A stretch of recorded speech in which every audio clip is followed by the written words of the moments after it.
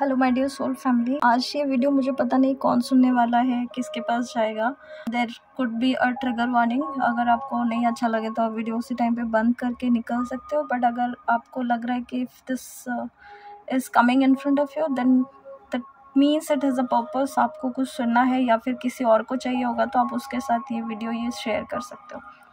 So in these last some days I was doing some of the counsellings जहाँ पे मैं कुछ चीज़ें इनकाउंटर कर रही थी and I was figuring it out कि अभी के टाइम में जितने भी लोग रिलेशनशिप में हम आते हैं या जितने भी लोगों के रिलेशनशिप हैं, चल रहे हैं या आगे बढ़ना चाहते हैं या they wanted to be there, कहीं से भी आप अपनी रिलेशनशिप की जर्नी स्टार्ट करो, ऑलवेज रिमेंबर कि रिलेशनशिप में हमेशा हम लोगों को कहीं ना कहीं एक सोल ग्रोथ के लिए कुछ ना कुछ या तो लेसन लर्न करना है, या तो कुछ खुशी मिलेगी किसी को मिलके, या तो कुछ ना कुछ सीखेंगे हम एक दूसरे से। So be open with mindset कि यहाँ पे मेरे लिए क्या चीज़ें हैं, and at the same time आप अपने सेल्फ कॉन्सेप्ट के ऊपर काम कीजिए। I am going to again trigger into this word self concept पे। क्योंकि मैं जितने भी रिलेशनशिप का जो पैटर्न देख रही हूँ, अगर आप कोई भी रिलेशनशिप पैटर्न में अभी चल रहे हो, डजेंट मैटर। जैसे अभी लास्ट काउंसलिंग जो मैं कर रही थी, I will give you the right example where you can get the understanding. तो ये जो लड़का है, he is a doctor and वो किसी और से प्यार करता है, जिस लड़की से। So they have met and they have developed the tendency and everything. So what exactly happened with it is कि वो लड़की बहुत सारे ट्रॉमा से निकल के आई थी, and here she was afraid of the commitment, she was afraid of the trust, उसको ट्रस्ट इशू था, उसको कमिटमेंट इशू था, उसको बहुत सारी चीज़ों में डर लगता था रिलेशनशिप में। she was there because she started loving the time they both were spending. Initially the guy was okay with it, initially they were okay with it whatever the situation is, because they love to be with each other, उनके company में रहना अच्छा लगता था, and they started developing this feeling. और जिस time पे ये दोनों थे, because this guy was so loving कि उसके भी बहुत सारे पास ट्रॉमा थे, but he started joining the sessions and everything. He started doing all kinds of inner child healing and everything. So he started understanding his journey कि कहाँ से मैं अपने आप को हील कर सकता हूँ। That's how they met. और वहाँ पे उन्होंने क्लिक किया। But at the same time when they met, क्योंकि कुछ सेल्फ कॉन्सेप्ट ऐसे होते हैं हमारे अंदर कि जहाँ पे आपका सेल्फ कॉन्सेप्ट अगर ऐसा है कि nobody loves me, I don't deserve love, I have to prove or I have to do something great so that my parents can love, ये आपके सारे के सारे जितने भी मैं सेंटेंसेस बोल रही हूँ, ये आपके चाइल्डहुड पैटर्न के ऊपर जाएगा, and these childhood patterns will gonna affect your relationships, every aspect of your relationship, चाहे वो आपके बॉस के साथ हो, कलीग के साथ हो, माँ के साथ हो, बाप के साथ हो, भाई बहन, किसी के साथ भी, कुछ भी बिलीव पैटर्न जहाँ पे आपका सेल्फ कॉन्सेप्ट में जो बोल रही हूँ ना, ये सेल्फ कॉन्सेप्ट हमारे बचपन से ही हम ड्राइव करके लेके आते हैं। तो if you are a kid जहाँ पे आपने अवॉइडेंट पेरेंट्स के साथ बड़े हुए हो, तो आप ऐसे लोगों को अट्रैक्ट करोगे जो आपके लिए अवॉइडेंट होंगे, जो इमोशनली अनअवेलेबल होंगे। आप ऐसे लोगों को अट्रैक्ट करोगे। तो आप अपने पैटर्न को समझो।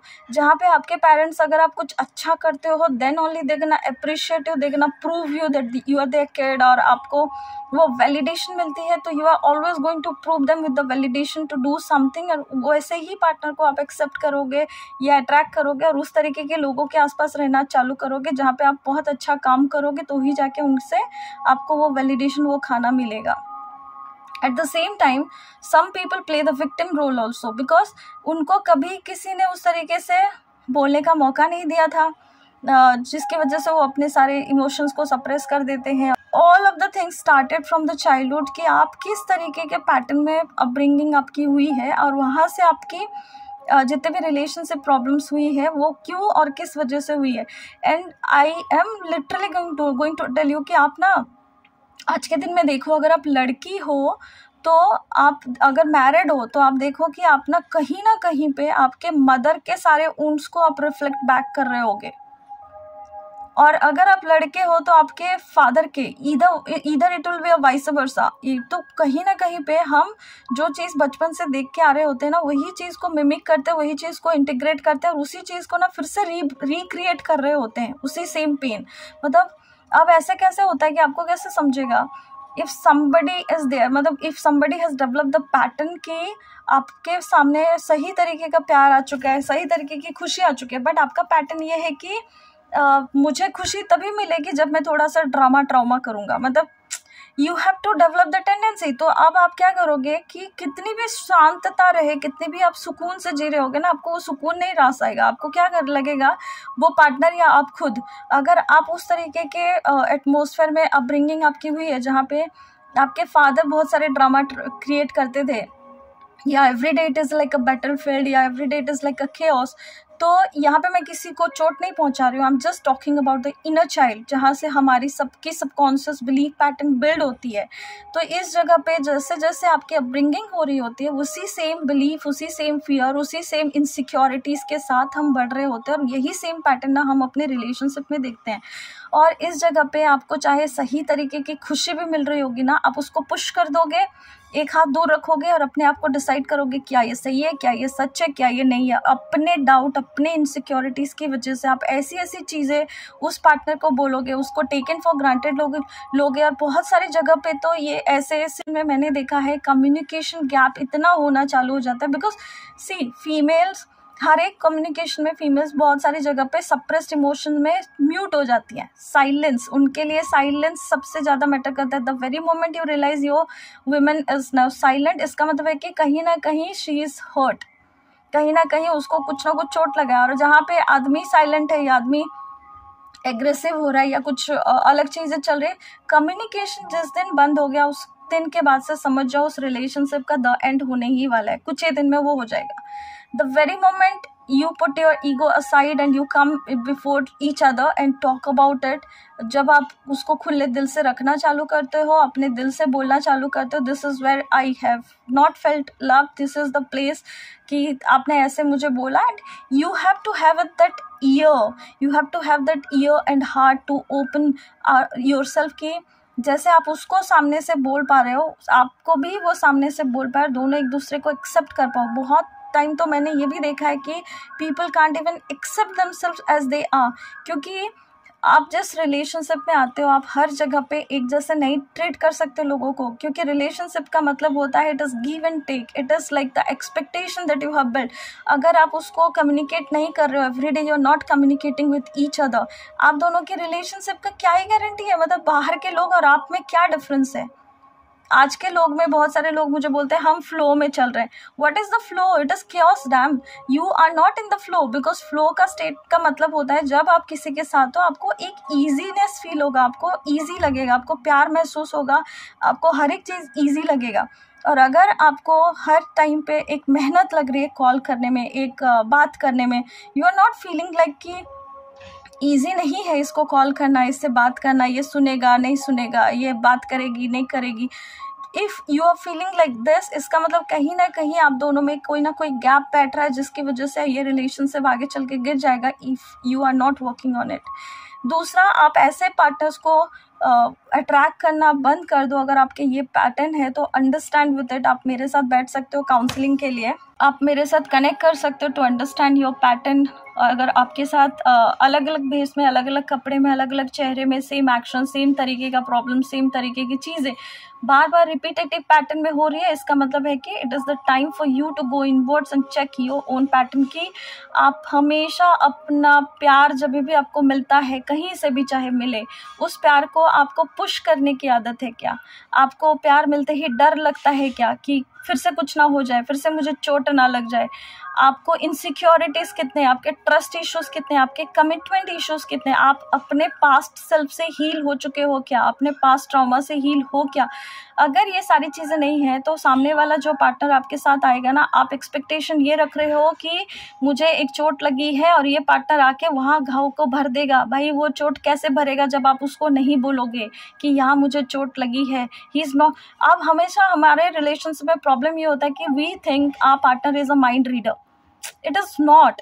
वो माइंड रीडर नहीं है। आप उसके साथ जब तक नहीं बैठोगे, जब आप उसके साथ खुले दिल से बात नहीं करोगे, दोनों एक दूसरे को टाइम ही नहीं दे रहे हो, दोनों एक दूसरे को पूरा पूरा दिन गायब हो, आप दूसरे के साथ बात ही नहीं कर रहे हो, तो हाउ इट्स गना वर्क आउट। आप एक दूसरे को समझ ही नहीं पा रहे हो। और वहाँ पे कुछ पार्टनर्स के साथ लोग रहते हैं और उनको समझ में नहीं आता है कि how they are accepting the bread crumbs. Bread crumbs आज एक बहुत बड़ा टर्म चल रहा है, जहाँ पे ब्रेड क्रम्स का मतलब होता है कि some people what they do is कि उनको जब टाइम होगा वो अपना टाइम निकाल के आपको दिन भर में से थोड़ा सा टाइम उनसे चुरा के थोड़ा टाइम दे देंगे और आपको लगेगा कि वाह मेरे पार्टनर मुझसे बात कर लिया। बाकी दिन का क्या, it is the whole 24 hours. अगर उसको रहना है ना आपके लाइफ में, कहीं ना कहीं से वो टाइम निकाल के आपको वो मैसेज भेजेगा, बात करेगा। But at the very same time you have to understand कि आप उसके लिए प्रायोरिटी अगर नहीं हो तो you are just an option in their life. और सबसे इम्पॉर्टेंट बात है कि अगर ये चीज़ आपने अपने पार्टनर के साथ किया है या आप कर रहे हो, इसका मतलब है कि it is the very time to look open at कि आप उसको या तो ठीक करो या तो फिर आपने ये चीज़ करके अपने पार्टनर को आपने फोर्सफुली पुश कर दिया है। ये सारी चीज़ें अगर आपके पैटर्न में है तो you have to now go and introspect with your self कि एग्जैक्टली क्या चल रहा है आपके रिलेशनशिप में। If you wanted to work on it, if you don't wanted to work on it, it anyways जो भी आपके लाइफ में चल रहा है वो ऐसे भी चल ही रहा है। और ये सारी सिचुएशंस में आपको यही बोलना चाहूँगी कि आज के दिन में जितने भी टीनेजर्स हैं, जितने भी लोग रिलेशनशिप में, स्पेसिफिकली टीनेजर क्यों बोल रही हूँ, क्योंकि जब आप रिलेशनशिप में होते हो आपको लगता है कि सब कुछ बहुत अच्छा है। इट इज़ नॉट अबाउट सब कुछ बहुत अच्छा है। Love is a choice. Emotions, प्यार का ऐसा नहीं है कि सिर्फ इमोशन उसी टाइम पे रहेगा तो ही आप उस आदमी को सब कुछ दोगे, सही प्यार में रहोगे, फिर जैसे इमोशन शिफ्ट हो जाएगा आप उसको गाली दोगे। ये इमोशन है। बट लव एक ऐसी चीज़ है जो चॉइस है। अगर आप उससे प्यार करते हो तो it is a choice, it is a work that you have to do, you have to stick, you have to commit to it, you have to work on it every single day, be it good, be it bad, be it ugly. आपको उसी जगह पे रहना पड़ेगा, आपको उसी जगह पे बात करनी पड़ेगी, आपको उसी जगह पे क्लीन करना पड़ेगा, हील करना पड़ेगा। Again you go through it और देखना उसके बाद ये लाइफ की जर्नी जो है ना वो बहुत ईजी, बहुत अच्छा हो जाता है। और उसके बाद आपको उसी पार्टनर के साथ बहुत खुशी महसूस होगी। The very moment you clear the fog, the very moment you clear the dark clouds, उस बात से आपको समझ में आ जाएगा कि ये कितनी छोटी सी चीज़ थी जिसको हमने खींच के बहुत बड़ा कर दिया। And again I am going to tell you about the third parties जो बहुत सारे काउंसलिंग सेशन में आ रहे हैं। You have to now understand कि the very important part of you is you. Third party हो चाहे कोई पार्टी हो, मैं आपको एक चीज़ बोलना चाहती हूँ कि जिस दिन आप जिस इंसान से प्यार कर रहे हो उससे आपका अटैचमेंट छूट गया, आपसे उसका इमोशनल अटैचमेंट टूट गया, आप देखना वो he is just a मियर a person, he is nothing, he is nothing.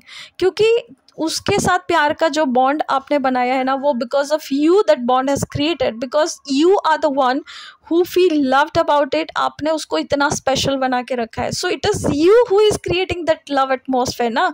उस आदमी के पास कहाँ से पावर है? वो आदमी तो पहले भी वैसा था, आज भी वैसा है। अगर वो रेसिप्रोकेशन एनर्जी देगा तो आपको भी वही सेम फीलिंग आएगी। अगर वो रेसिप्रोकेशन एनर्जी नहीं देगा इसका मतलब है time to let it all go, क्योंकि आप उसके लिए प्रायोरिटी नहीं हो। या तो जीरो है या तो वन है, आप या तो इन हो या तो आउट हो। अगर हाँ आपके चॉइसेस है, अगर आपको ऐसे कमिटमेंट ये सारे रिलेशनशिप नहीं चाहिए तो this video is not for you. And at the same time if you are into the third party, always understand, always think about it कि थर्ड पार्टी कभी भी आपके अगर लाइफ में आ रही है, इसका मतलब है कि जो थर्ड पार्टी होता है या तो पहले आपका पार्टनर ट्रस्टवर्दी नहीं है, अगर वो अभी भी कमिटेड नहीं रह सकता आपके साथ, इसका मतलब है कि वो खुद के साथ भी कमिटेड नहीं रह सकता। पहला पार्ट है जो भी थर्ड पार्टी में जाएगा उसका पहला पार्ट है कि दोनों में से कोई एक है जो कमिटेड कभी नहीं रह सकता, उसको कोई ना कोई दूसरा चाहिए। दूसरा, थर्ड पार्टी के अंदर जो आदमी एंटर कर रहा है उस आदमी को देखो वो कितना बेचारा है। मैं क्यों बोल रही हूँ वो कितना बेचारा है, दो आदमियों के बीच में वो आदमी कैसे आ रहा है? Either this person is telling all the negative aspect of their relationships to this person, and this person is creating all the sympathetic energy इस आदमी को देने के लिए, and they have created this relationship out of sympathy, out of empathy कि मेरे relationship में भाई साहब इतना कचरा है जिसकी वजह से ये सारी चीज़ें हैं। and it is not about the one part of it, मैं सिर्फ ये generalized बोल रही हूँ, बहुत सारे थर्ड पार्टी सिचुएशंस होते हैं, बट हमेशा अंडरस्टैंड करो कि जब भी आप थर्ड पार्टी सिचुएशन में जा रहे हो तो कहीं ना कहीं ये दोनों एक दूसरे को कभी ना कभी तो प्यार कर रहे थे जिसकी वजह से साथ में थे। आप अचानक से आज कैसे एंट्री ले रहे हो? क्योंकि इन दोनों में कहीं ना कहीं कम्युनिकेशन गैप हुआ है, क्योंकि इन दोनों में कभी ना कभी प्रॉब्लम आ चुका है, इन दोनों में वो गैप आ चुके हैं जिसकी वजह से आपने एंट्री ली है। क्या ज़रूरी नहीं है कि आपके साथ वो सेम चीज़ हो जाए? ये पार्टनर अगर इसके साथ ये चीज़ किया है तो आपके साथ वो ना करे? Is it not going to happen? Ask yourself, sit with yourself and think about it कि आप जिस भी रिलेशनशिप में जा रहे हो ना, कि उस टाइम पे अपने ऊपर दया करो और अपने ऊपर सोचो कि मैं थर्ड पार्टी सिचुएशन में पहली बात डिसाइड करके क्यों जा रही हूँ। Why can't I be that person की अगर किसी के लाइफ में ये प्रॉब्लम हो रहा है तो how can I solve it? अगर वहाँ पे फिजिकल अब्यूज़ है, मेंटल अब्यूज़ है, इमोशनल अब्यूज़ है, बी इट वट एवर, उन दोनों के लिए टाइम दो, स्पेस दो, उन दोनों को हील करने दो, उनसे रिकवर करने दो, और then you enter that part of the journey. उससे पहले से अगर आप स्टिक करके रहोगे तो you are the reason for their destruction. ये हमेशा आप याद रखना। इट इज़ ऑल अबाउट, मैं जनरलाइज्ड बोल रही हूँ, हर एक की लाइफ सिचुएशंस अलग है, हर एक की चीज़ें अलग है, and at the same time you have to understand कि कोई भी पार्ट ऑफ लाइफ में आप अपने लिए इम्पॉर्टेंट हो। आप अगर सांस ले रहे हो इसका मतलब आप किसी को भी प्यार दे सकते हो, किसी से प्यार ले सकते हो, कोई चीज़ से ज़िंदा रह सकते हो। अगर आप ज़िंदा ही नहीं हो, अगर आप खुश ही नहीं हो अपने अंदर, तो आप उस आदमी को कैसे प्यार करोगे? बहुत सारे लोगों को मैंने देखा है कि they started taking for granted था पार्टनर, और वहाँ पे वो ऐसे ऐसे वर्ड यूज़ करते हैं जहाँ से उनके पार्टनर ना धीरे धीरे ना सप्रेस करना चालू करते हैं, लूज़ कर देते हैं वो सारी आइडेंटिटी अपनी। और उसके बाद से क्या लगता है आपको कि वो पार्टनर फिर से आपको वो प्यार दे पाएगा? कैसे दे पाएगा? आपने उसकी ही इनहेरेंट क्वालिटी को ख़त्म कर दिया without appreciating that person who that person is. जिस पर्सन को आपने जिस भी एसेंस के लिए प्यार किया था, आपने अगर उसी को ही मार दिया, आपने अगर मजाक में भी उसको धीरे धीरे डिग्रेड करते गए, तो कहाँ से आप उस आदमी को फिर से प्यार से देख सकते हो? और जहाँ पे लव और रिस्पेक्ट नहीं है वहाँ पे प्यार कहाँ से आ गया? हो ही नहीं सकता, आप टिक ही नहीं सकते ना ज़्यादा दिन। तो वर्क ऑन इट कि प्यार जहाँ पे होगा ना वहाँ पे आप पास आओगे, रिस्पेक्ट जहाँ पे होगा ना थोड़ा सा डिटैच भी रहोगे, and love and respect will create a very beautiful boundary, very beautiful healthy relationships all together. So मुझे नहीं पता मैंने कितनी चीज़ें सही गाइड किया, कितनी चीज़ें क्या गाइड किया, but I do mean it कि जितनी चीज़ें मैंने गाइड किया काउंसलिंग के दौरान, जो भी मुझे फील हुआ, जो भी मुझे लगा, ये सारी चीज़ें आपको कहीं ना कहीं जाके होपफुली हेल्प करे। कहीं पे अगर आपको लग रहा है कि ये चीज़ आपके सिचुएशन के साथ नहीं रेजोनेट कर रहा है तो जस्ट डिस्कार्ड इट, उसको एक्सेप्ट ही मत करो, उसको सुनो ही मत, बंद कर दो, and go with the flow, go with your life, जो भी आप कर रहे हो, और होपफुली जो भी आप कर रहे हो आप उसमें बहुत सुपर ब्लेस्ड रहो और हैप्पी रहो। Do let me know in the comment section below कि आपको ये कैसा लगा, और आपको ये सारे वीडियोस अगर अच्छे लग रहे हैं तो do like, share and subscribe. आपके फ्रेंड सर्कल के साथ शेयर कीजिए, आपके फ्रेंड्स के साथ शेयर कीजिए। With this I am sorry, please forgive me, thank you and I love you all.